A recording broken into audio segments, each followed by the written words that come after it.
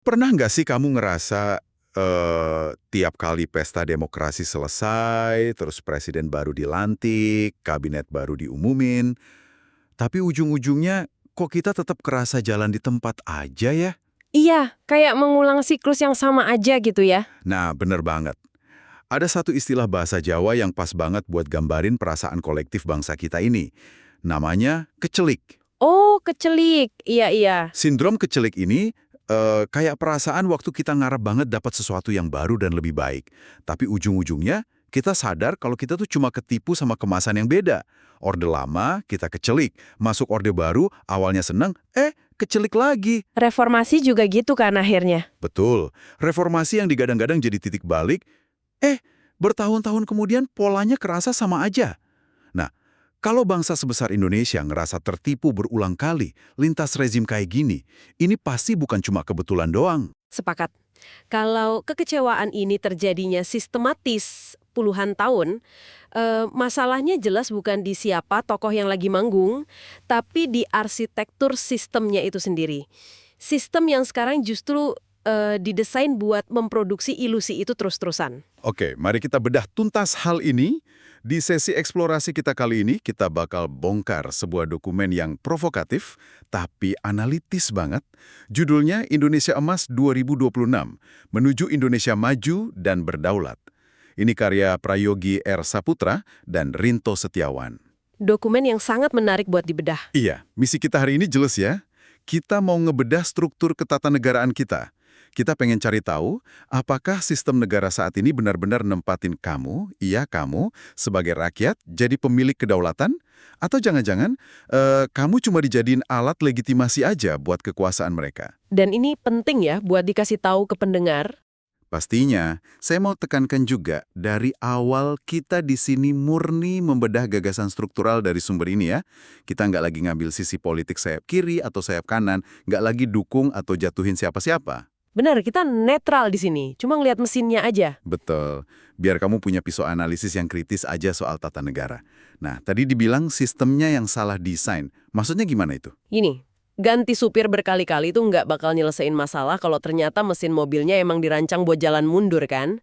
Dokumen ini tuh nyorotin perbedaan mendasar antara demokrasi prosedural sama demokrasi substantif. Prosedural sama substantif, oke. Saat ini, mesin negara kita tuh cuma jalan di level prosedural aja. Maksudnya prosedural tuh sekedar ritual 5 tahunan yang kita rayain itu, pemilu gitu. Nah, iya. Secara kasat mata kan proseduralnya jalan. Ada pemilu rutin, ada bilik suara, pelantikannya megah, sidang paripurna jalan terus. Terus, undang-undang juga diketok palu secara sah. Kelihatannya demokratis banget ya. Di atas kertas kelihatannya begitu, tapi pas kita masuk ke level substantif, wah, ceritanya beda total. Demokrasi substantif itu kan bicara soal partisipasi bermakna dari rakyat ya. Partisipasi yang kayak gimana tuh maksudnya? Ya, kayak apakah rakyat punya ruang buat koleksi kebijakan? Apakah ada transparansi pas negara mutusin mengutang triliunan atau ngelola sumber daya alam? Saat ini substansinya mati. Wah, Rakyat dibiarin megang status sekedar pemilih aja, tapi secara struktural dicegah buat jadi pemilik negara yang sesungguhnya. tapi tunggu dulu.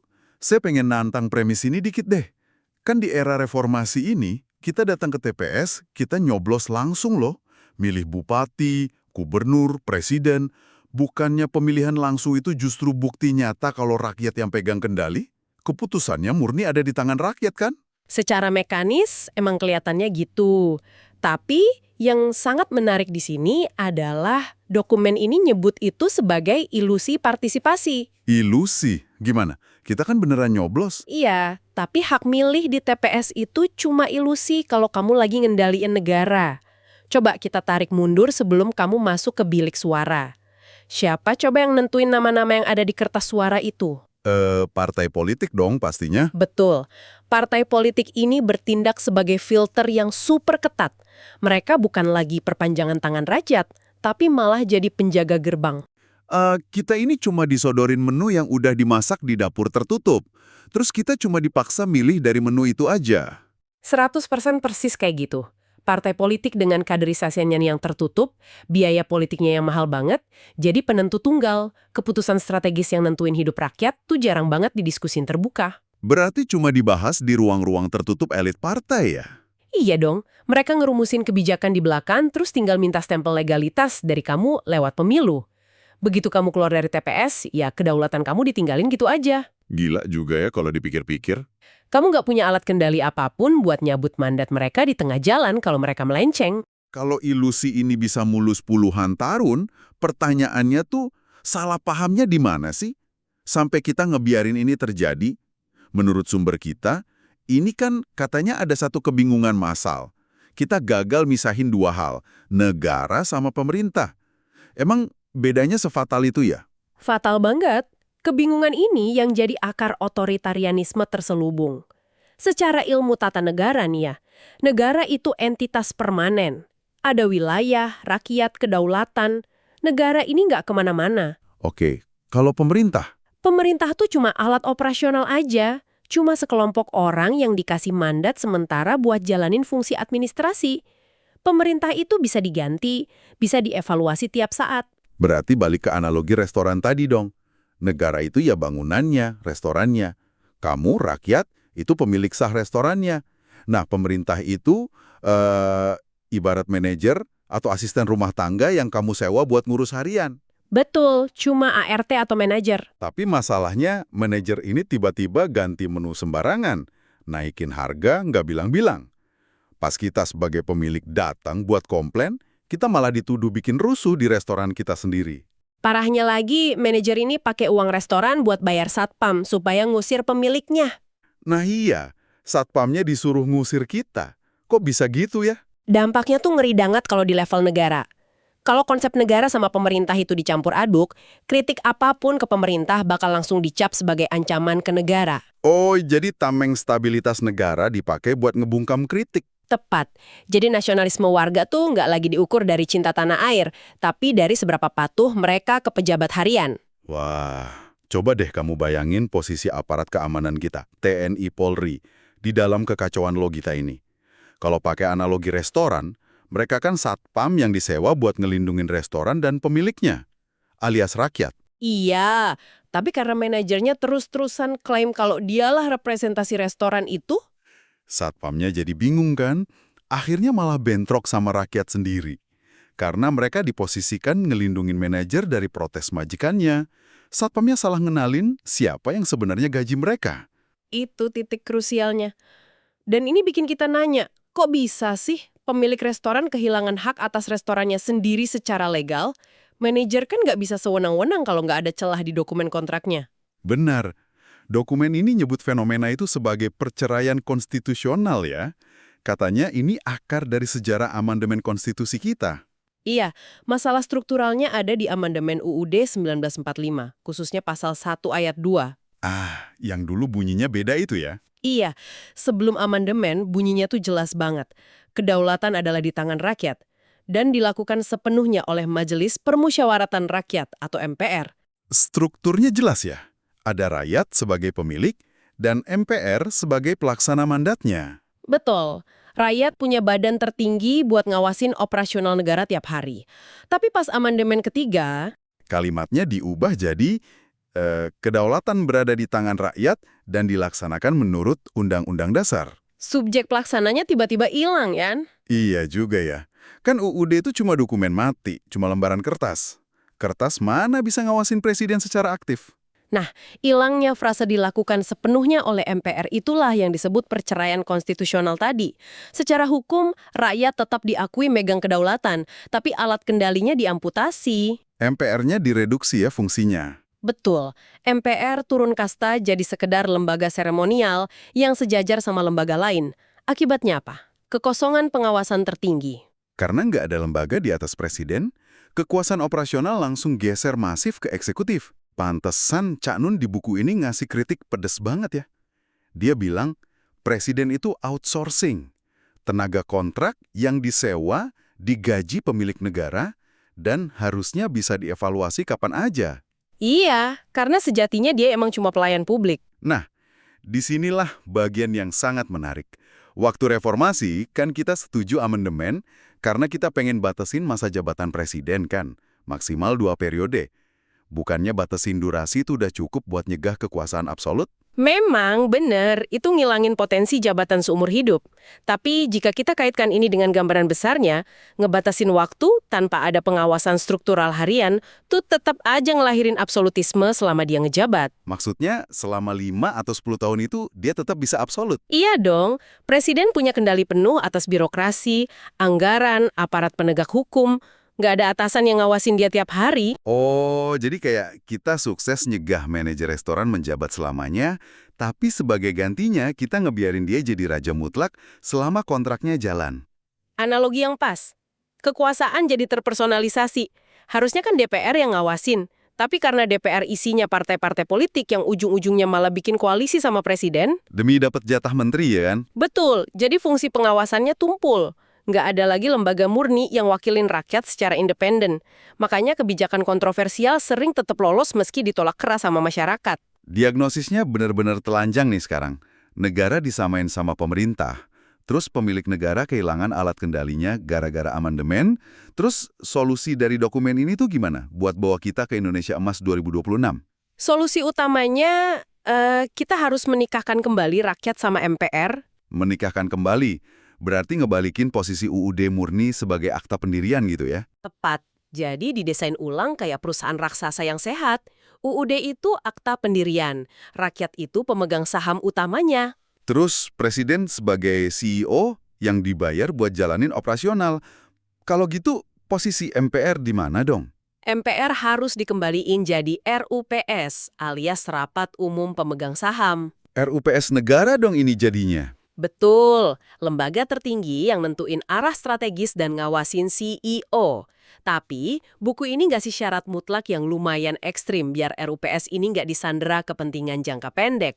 Apa tuh syarat mutlaknya? MPR harus diisi murni sama perwakilan yang statusnya tanpa partai politik. Tunggu, tanpa partai politik. Kalau partai politik dikeluarin, terus siapa dong yang duduk di kursi MPR? Kita kan nggak bisa asal nyomot orang dari jalanan buat ngerancang negara. Legitimasinya dari mana? Nah, di sini strukturalnya didesain ulang. Logika partai politik itu kan selalu soal menangin pemilu 5 tahunan ya. Ngamanin kursi, bikin koalisi. Iya, orientasinya jangka pendek semua ya. Betul, sedangkan ngurus haluan negara itu urusan lintas generasi. Bisa buat 50-100 tahun ke depan. Kalau MPR isinya orang partai, ujung-ujungnya ya kompromi transaksional lagi. Bener juga. Terus formasi MPR-nya gimana menurut buku ini? MPR ideal itu harus diisi 3 pilar. Cendekiawan, rohaniawan, dan budayawan. Oke, coba kita bedah satu-satu. Cendekiawan ini kan wakilin dunia akademis ya. Berarti mereka bikin kebijakan berbasis data sama akal sehat. Karena mereka nggak pusing mikirin dana kampanye. Bener banget, mereka mikir jangka panjang secara rasional. Terus rohaniawan, ini maksudnya mau bikin negara agama gitu. Oh, sama sekali nggak. Rohaniawan di sini fungsinya murni sebagai penjaga etika dan moralitas publik aja. I see. Kalau budayawan berarti buat jaga akar identitas kita ya. Biar modernisasi nggak bikin kita lupa daratan. Persis, ketiga pilar ini menduduki fungsi yang namanya kebijaksanaan. Mereka bebas dari tekanan elektoral. Tapi tunggu, ini berarti kita ninggalin demokrasi elektoral yang udah ada. Partai dibubarin gitu. Enggak. Partai politik, kampanye, pemilu itu semua tetap ada. Tapi dikembaliin ke proporsinya, yaitu di ranah operasional aja. Oh, jadi partai itu mainnya di DPR sama eksekutif doang? Iya, silahkan mereka adu taktik buat jadi CEO atau jajaran manajemen. Tapi pas bicara arah strategis negara, MPR yang isinya 3 pilar tadi berdiri di atas mereka semua. Konsep yang sangat merombak keadaan banget ya ini. Cuma, mari kita membumi dikit. Bikin blueprint di atas kertas tuh gampang. Di dunia nyata nih, oligarki udah nyaman banget sama kekuasaannya. Gimana cara kita neken tombol reset tanpa bikin negara kaos? Buku ini sadar betul soal risiko transisi itu. Mereka membedah 6 opsi yang biasa dipakai di dunia buat ngeriset sistem. Apa aja tuh 6 opsinya? Dekret, konvensi, referendum, parlemen, people power, sama kudeta. Wow, tunggu dulu. Kalau lewat parlemen rasanya mustahil ya. Ngarepin DPR amandemen konstitusi buat ngakhirin zona nyaman mereka sendiri. Nggak mungkin dong. Mustahil, benturan kepentingannya terlalu gede. Kalau people power, demo masa gitu. Sejarah nunjukin ujung-ujungnya malah divakum kekuasaan dan dibajak faksi elit lain. Terus kalau dekret? Dekrit terlalu rawan tergelincir jadi kediktatoran individu. Apalagi kudeta, makin nggak bener. Nah, terus solusi nyatanya dari dokumen ini apa dong? Ini memunculkan pertanyaan penting. Gimana transisinya biar aman? Buku ini nawarin jalan tengah beradab. Jalan tengah yang beradab tuh praktiknya gimana? Transisi yang didesain secara sadar dan damai. Langkah awalnya emang radikal sih, yaitu pembubaran sementara struktur lama. DPR, MPR, dan partai politik dibekukan dulu.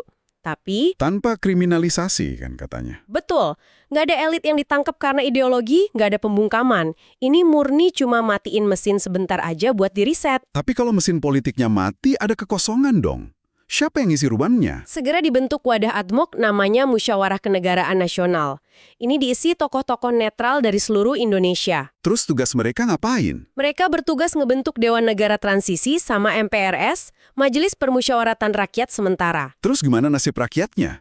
Pas elit politik lagi sibuk ngerombak struktur, siapa yang mastiin rumah sakit tetap buka, jalan tol dijaga, listrik nggak mati? Nah, disinilah pentingnya misahin teknokratik dari politik. Selama transisi, operasional harian pemerintahan dipegang sama kabinet teknokrat. Para ahli di bidangnya aja. Oh, jadi birokrasi dan pelayanan publik tetap jalan normal ya? Iya, nggak boleh berhenti sedetik pun. Negara nggak boleh kolaps pas sistemnya lagi dibenerin. Dewan Negara Transisi yang ngawasin, birokrat yang kerja, abis itu baru deh hasil akhirnya dibalikin ke rakyat. Lewat apa tuh nanyainnya ke rakyat? Lewat sebuah semi-referendum. Oke, biar kebayang nih, semi-referendum ini berarti kamu sebagai rakyat dipanggil lagi ke TPS ya? Ya, Tapi kali ini bukan nyoblos muka politisi. betul. Kamu bakal dikasih kertas suara yang nanyain langsung persetujuan kamu soal struktur konstitusi baru.